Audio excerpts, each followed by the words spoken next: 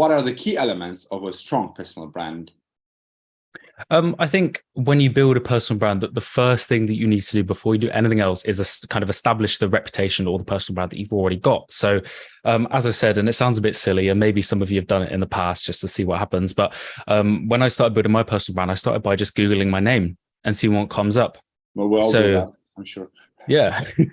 Whether you're follow me on Twitter, I hate it. There's no way for me to get rid of that. Yeah, it's the joys of search engines. But yeah, I think it's important to establish the reputation that you already have on social media, or the reputation that you have on search engines. So Google yourself, see what comes up. So quite often when you're a founder or CEO of a company and you've had PR done, so there's like a news article about your company, it's important to see what comes up and see what sort of reputation you already have.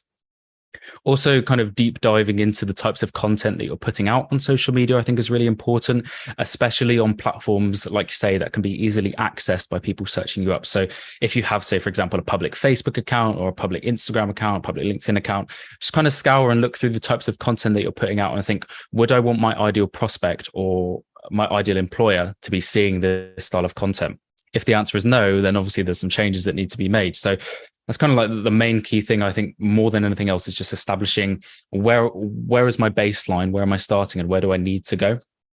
I think the key elements of some of the strongest personal brands I see are those that are consistent with putting out valuable content online. So whether that's social media, whether that's like blog posts, whether that's news articles, whether that's webinars like this one, people that put consistent amounts of effort into providing value to their target audience, those are the ones that have the really strong personal brands. I think also as well, those that replicate their mission and their personality both online and offline. So say, for example, the way that I articulate myself on LinkedIn is pretty much the same way I articulate myself in real life. So if someone's been reading my content for 6 months or watching my videos on LinkedIn, and then they meet me in person, hopefully there won't be too many surprises. So it gives the whole purpose of it is to give your sort of your target consumer a bit of an idea as to who you are as an individual. So definitely ask yourself, kind of, am I my real self online? Is a question I ask myself a lot. And also, a strong personal brand is that which nurtures conversation and generates opportunity.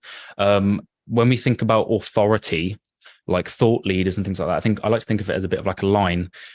Say, for example, with companies, right at the top of the authority line would be companies like Apple, Samsung, things like that. And at the bottom, you've got like your local businesses, like local butchers and things like that. And the way that you navigate your authority and the way that you build authority when you're building personal brand is by starting conversations. So debating topics, whether it's through social media, webinars, etc., and also generates opportunity. So whether that is opportunities for PR or opportunities for like inbound leads, generating business, the strongest personal brands, and some of the personal brands that I've seen, that there's some that I've seen that generate 100% inbound leads for their business. So by building a personal brand, they don't even have to do any marketing outreach. All of the clients come to them, which is really, really powerful. So that's kind of the main key elements there.